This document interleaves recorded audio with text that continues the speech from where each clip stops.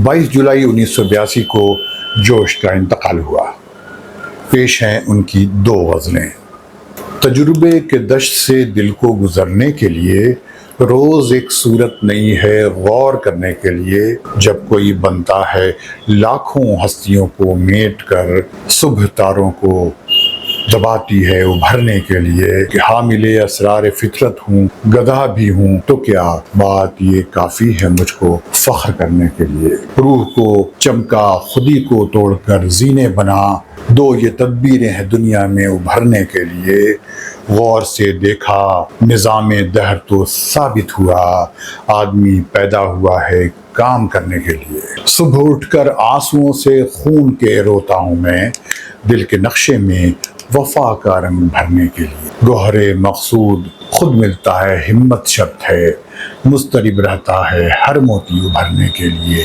آنکھ شرمائی ہوئی ہے، بال پیشانی پہ ہیں، آئینہ خانے میں جاتے ہیں سنورنے کے لیے۔ کہہ دو دنیا کے حوادث سے نہ چھیڑیں اس طرح، جوش ہم تیار ہی بیٹھے ہیں مرنے کے لیے۔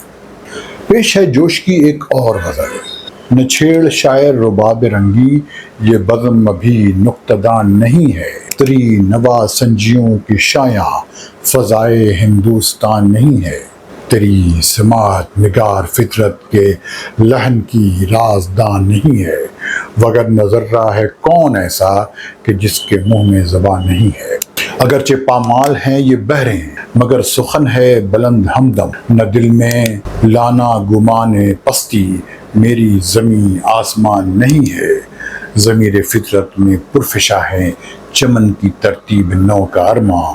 خزاں جسے تو سمجھ رہا ہے وہ در حقیقت خزاں نہیں ہے۔